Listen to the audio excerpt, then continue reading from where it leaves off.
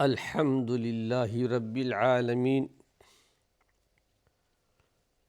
والعاقبۃ للمتقین والصلاۃ والسلام علی سید المرسلین۔ ناظرین کرام، السلام علیکم ورحمۃ اللہ وبرکاتہ۔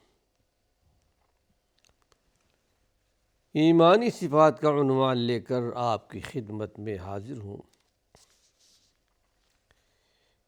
ایمانی صفات کے تعلق سے حقوق العباد میں ہمارے اور آپ کے معاشرے میں جو محتاج لوگ ہوتے ہیں، مساکین ہیں، یتیم ہیں، ضرورت مند ہیں، بیمار ہیں،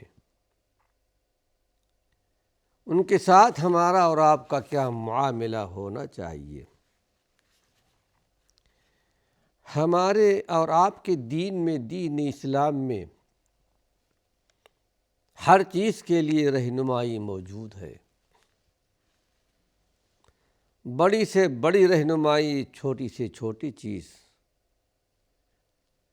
رشد و ہدایت کی کوئی چیز اللہ کے نبی صلی اللہ علیہ وسلم نے چھوڑی نہیں ہے۔ آئیے ایک لمبی حدیث جس کا ترجمہ جس کی عبارت میں نے پچھلے حلقے میں پڑھ دی ہے، آج اس کا ترجمہ اور معمولی سی تشریح بھی پیش کرتا ہوں۔ بڑی پیاری حدیث ہے اس موضوع پر، اس عنوان پر۔ روایت ہے ابو ہریرہ رضی اللہ عنہ سے، مشہور صحابی رسول ہیں، اور یہ روایت مسلم شریف کی۔ کہتے ہیں قال قال رسول اللہ صلی اللہ علیہ وسلم، یعنی کہتے ہیں کہ اللہ کے نبی صلی اللہ علیہ وسلم نے ارشاد فرمایا کہ ان اللہ تعالی یقول، اللہ کہتا ہے، یعنی یہ حدیث قدسی ہے جس کو اللہ رب العالمین نے براہ راست بغیر جبریل کے آپ کے قلب اطہر پر اتارا ہے۔ اللہ رب العالمین کہے گا قیامت کے دن، یا ابن آدم، اے بنی آدم، مرضت فلم تعدنی، میں بیمار تھا، تم نے میری بیمار پرسی نہیں کی۔ بندہ کہے گا یا ربی کیف اعودک وانت رب العالمین، اے پروردگار عالم، میں کس طرح تیری بیمار پرسی کر سکتا ہوں جبکہ آپ تو رب العالمین ہیں، سارے جہان کے رب ہیں، سارے جہان کے مالک ہیں۔ آپ بیماری سے، ہر قسم کی تکلیف سے، حوائج سے پاک ہیں۔ اللہ رب العالمین کہے گا اما علمت ان عبدی فلانا مرض فلم تعد، اے بندے ذرا یہ تو بتا دے کہ میرا ایک فلاں بندہ بیمار تھا اور تم نے میرے بندے کی بیمار پرسی نہیں کی۔ کیا تم نہیں جانتے کہ اگر تم میرے بندے کی بیمار پرسی کرتے، اس کے پاس جاتے، تیمارداری کرتے، حال احوال پوچھتے، لَوَجَدْتَنِي عِنْدَهُ، تو تم مجھے اس کے پاس پاتے۔ یہ ایک بات ہو گئی بیماروں کے تعلق سے، مریضوں کے تعلق سے۔ پھر اللہ رب العالمین فرمائے گا اے ابن آدم استطعمتک فلم تطعمنی، بندے میں نے تجھ سے کھانا مانگا تھا لیکن تو نے مجھے کھانا نہیں کھلایا۔ قال یا رب کیف اطعمک وانت رب العالمین، بندہ کہے گا اے پروردگار عالم تو رب العالمین ہے، میں تجھے کھانا کیسے کھلا سکتا ہوں؟ یعنی گویا اس بات کا اقرار تھا، سارے جہان کو، ساری دنیا کو، ساری کائنات کو تو کھلاتا ہے، تجھے میں اسے کھانا کس طرح کھلا سکتا ہوں؟ اللہ رب العالمین فرمائے گا کیا تم نہیں جانتے میرا فلاں بندہ اس نے تم سے کھانا مانگا تھا، بھوکا تھا، لیکن تم نے اس کو کھانا نہیں کھلایا؟ یہ کیا تم نہیں جانتے؟ اگر تم اس کو کھانا کھلاتے تو اس کے پاس مجھے پاتے۔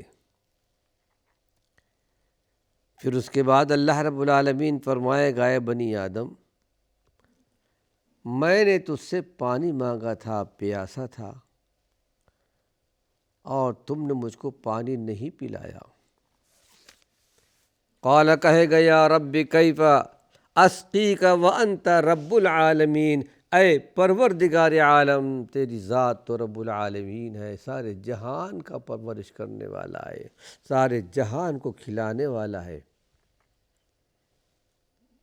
اللہ میں تجھے پانی کس طرح دے سکتا ہوں؟ اللہ کی طرف سے جواب ملے گا کہ فلاں بندے نے تم سے پانی طلب کیا تھا، پیاسا تھا، فلم تسقہ، لیکن تم نے اس کو پانی نہیں پلایا۔ کیا تم نہیں جانتے اگر اس کو پانی پلا دیتے تو وجدت ذالک عندی، تو مجھ کو تم اس کے پاس پاتے۔ یہ تو اس کا ترجمہ تھا ناظرین کرام۔ بڑے ہی احسن طریقے سے اللہ کے پیارے پیغمبر نے ارشاد فرمایا، جس مؤثر اور غیر معمولی انداز میں بیماروں کی عیادت کرنا، تیمارداری کرنا، بھوکوں کو کھانا کھلانا، پیاسوں کو پانی پلانا، اس کی ترغیب دی گئی، اس میں غور کرنے سے یہ سمجھا جا سکتا ہے کہ اللہ کے پیارے پیغمبر محمد صلی اللہ علیہ وسلم کی تعلیم و ہدایت میں جو معاشرتی زندگی ہے، حاجت مندوں کی خدمت کس قدر اہمیت کا درجہ رکھتا ہے۔ اور فرمایا گیا جس کسی حاجت مند اور بیمار کی خدمت و عیادت کرے گا اللہ کو اس کے پاس پائے گا۔ یہاں ایک چیز کی وضاحت بھی کرتا چلوں ناظرین کرام، جبکہ اس حدیث میں اس بات کا ذکر خیر کیا گیا اگر بیماروں کے پاس جاتے تو مجھے وہاں پاتے، کھانا کھلاتے تو مجھے وہاں پاتے، پانی پلاتے تو مجھے وہاں پاتے، گویا ہر جگہ اللہ رب العالمین کو پاتے۔ اس سے یہ مفہوم نکالنا بہت ہی غلط ہوگا کہ اللہ رب العالمین ہر مقام پر، ہر جگہ پر موجود ہے۔ قرآن حکیم کی آیت میں وَهُوَ مَعَكُمْ أَيْنَمَا كُنْتُمْ، تم جہاں کہیں بھی ہوتے ہو میں وہاں تمہارے ساتھ ہوتا ہوں۔ اللہ رب العالمین نے حضرت موسیٰ اور ہارون علیہ السلام کو کہا تھا جاؤ فرعون کے پاس دین اسلام توحید کا پیغام لے کر، اننی اسمع و ارا، وہاں یہ نہیں کہا کہ میں تمہارے ساتھ، میں تمہارے ساتھ ہوں، میں سن بھی رہا ہوں اور دیکھ بھی رہا ہوں۔ ایسی بہت سی آیات آپ کو ملیں گی، لیکن یہ مفہوم نکالنا غلط ہوگا کہ اللہ رب العالمین بذات خود اپنی ذات کے ساتھ وہاں موجود ہوتا ہے، چونکہ اللہ رب العالمین کا ارشاد ہے الرحمن علی العرش استویٰ، رب ذوالجلال عرش عظیم پر مستوی ہے، ہر جگہ نہیں ہے۔ اس کا علم، اس کی قدرت، اس کی طاقت یقیناً ہر مقام پر ہے، دنیا پر محیط ہے، ہر چیز دیکھتا ہے، ہر چیز سنتا ہے۔ پھر یہ کہ ہم سب جانتے ہیں کہ اللہ کا عرش ساتوں آسمانوں کے اوپر ہے۔ قرآن حکیم میں اللہ رب العالمین نے فرمایا الیہ یصعد الکلم الطیب والعمل الصالح یرفعہ، اچھی باتیں اللہ کی طرف اٹھائی جاتی ہیں، یصعد کہتے ہیں اوپر اٹھانا، اللہ کی طرف پہنچائی جاتی ہیں، نیک اعمال بھی اللہ کی طرف پہنچائے جاتے ہیں۔ اللہ رب العالمین اپنی ذات سے عرش عظیم پر مستوی ہے۔ ایک مرتبہ ایک لونڈی اللہ کے نبی کی خدمت میں لائی گئیں، اللہ کے پیارے پیغمبر نے ارشاد فرمایا این اللہ، اللہ کہاں ہے؟ فاشارت الی السماء، بخاری شریف کی روایت کہ اس نے اشارہ کیا آسمان کی طرف، آسمان کی طرف،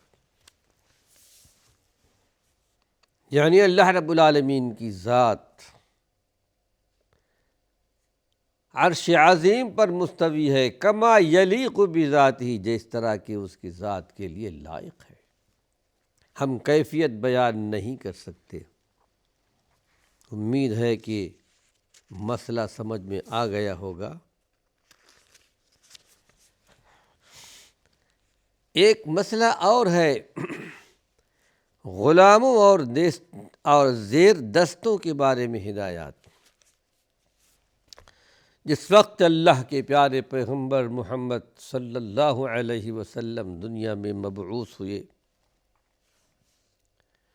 اور تقریباً پورے عرب میں بلکہ قریب اس پوری دنیا میں اس کی تاریخ موجود ہے کہ غلاموں کا ایک طبقہ موجود تھا، جو فاتح قومیں ہوتی تھیں،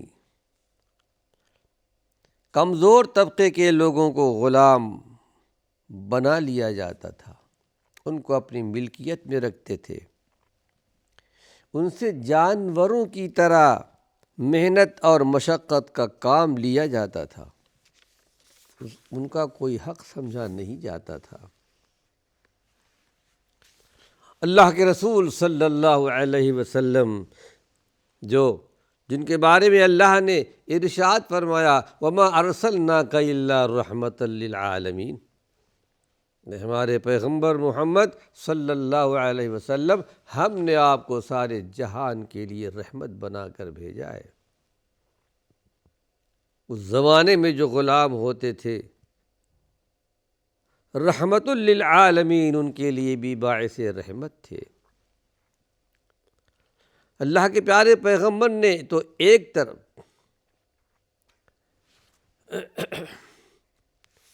ناظرین کرام وقت ختم ہو چکا ہے، اللہ نے چاہا اس عنوان سے کچھ اور مفید باتیں اپنے آئندہ درس میں پیش کروں گا۔ وآخر دعوانا ان الحمد للہ رب العالمین۔